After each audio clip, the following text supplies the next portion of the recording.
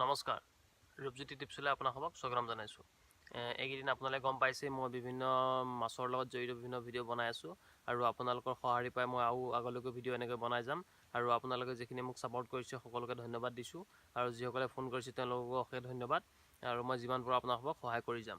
আজি আমি এটা নতুন টপিক লৈ আহিছোঁ যে আমি ধান খেতি কৰিব লাগে নে মীন পালন কৰাটো বেছি ভাল। চাওক, আপোনাৰ যদি মাটিৰ পৰিমাণ বেছি আছে তেন্তে আপুনি ধানৰ লগতে মীন পালন কৰিও যথেষ্ট উপকৃত হ'ব পাৰে। আৰু আপোনালোকৰ তাত যদি বৰষুণৰ পৰিমাণটো কম নাইবা ওখ মাটি বেছি আছে তেন্তে আপুনি মীন পালন কৰক। আমাৰ ইয়াত আপোনালোকে জানে হোজাই ডিষ্ট্ৰিক্টৰ কাকিত আমাৰ যথেষ্ট গৰম পৰে আৰু ধান খেতি এইবাৰ আমাৰ এইটো ওখ চাইডে প্ৰায় নহ'লেই আৰু এনেকুৱা এলেকাত আমি প্ৰায় মীন পালন কৰাটোৱে বেছি ভাল হ'ব। আৰু আপোনালোকে সকলোৱে গম পাইছে ভাৰতৰ বিভিন্ন স্থানৰ পৰা আমাৰ অসমলৈ মাছ আহে। বৰ্তমান অন্ধ্ৰপ্ৰদেশৰ পৰা বেছিভাগ মাছ আহি আছে। আমাৰ ইয়াতে মাছৰ পৰিমাণটো সিমান উৎপাদিত হোৱা নাই যিমানটো পৰিমাণ আমাৰ ইয়াত লাগে আৰু সেইবাবে আমি সকলোৱে মীন পালনটো কৰিব পাৰোঁ। আৰু যাৰ যাৰ বেছি মাটি আছে তেওঁলোকে ধান খেতি সলনি মীন পালন কৰিব পাৰে আৰু যাৰ যাৰ মাটিৰ পৰিমাণ কম তেওঁলোকে নিজৰ ওখ মাটিখিনিত মীন পালন কৰিব পাৰে। আৰু মীন পালন অতি লাভজনক ব্যৱসায়, ইয়াত কোনো ধৰণৰ লোকচান হোৱা দেখা নাযায়।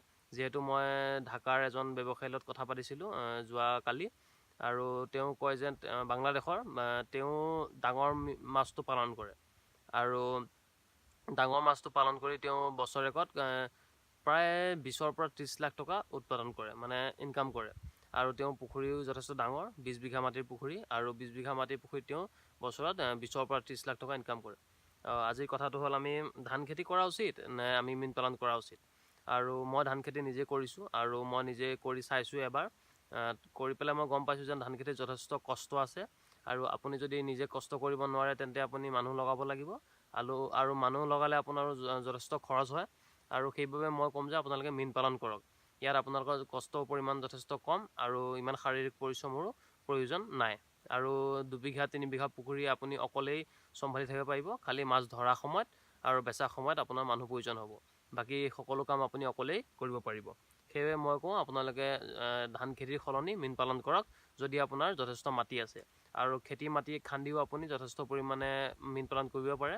আৰু যদি আপোনাৰ ইচ্ছা আছে আৰু যিসকল এলেকাত মানে বৰষুণৰ পৰিমাণটো কম তেওঁলোকে সদায় মীন পালনটো কৰক। ধান খেতিত যিহেতু কষ্টৰ পৰিমাণ বেছি আৰু ধান খেতি কৰাটো আমি সকলোৱে বৰ্তমান দেখিছেই ধান খেতিত কিমান লোকচান হোৱা দেখা যায় কিছুমান ক্ষেত্ৰত, আৰু মীন পালনত তেনেকুৱা লোকচান নহয়। আৰু মীন পালনৰ কথা আপোনালোকে এটাই ধ্যান ৰাখিব যাতে পানীৰ ব্যৱস্থাটো আগতে কৰি ল'ব।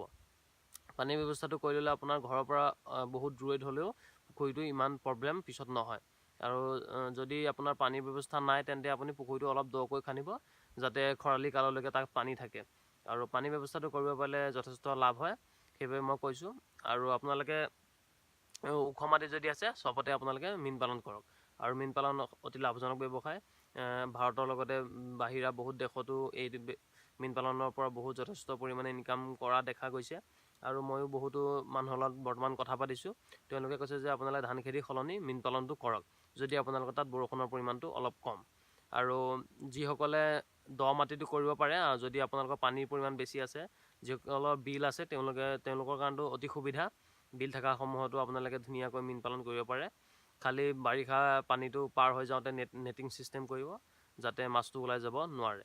আৰু যিকোনো ধৰণৰ প্ৰশ্ন মোক সুধিব পাৰে, কমেণ্ট কৰি সুধিব পাৰে, মোক ফোন কৰিও সুধিব পাৰে, মই আপোনালোকক যিমান পাৰোঁ সহায় কৰিম। আৰু আগলৈকো মই এইদৰে খেতিৰ ৰিলেটেড যিকোনো ধৰণৰ ভিডিঅ' আপোনালোকৰ বাবে বনাই যাম। সেইবাবে আপোনালোকে মোৰ চেনেলটো ছাবস্ক্ৰাইব কৰি ল'ব আৰু লগতে থকা বেলটো বজাই ল'ব। আৰু সেইটো কৰিলে মই অলপ উৎসাহ পাম আৰু আগলৈকো এইদৰে ভিডিঅ' বনাই যাম। ধন্যবাদ।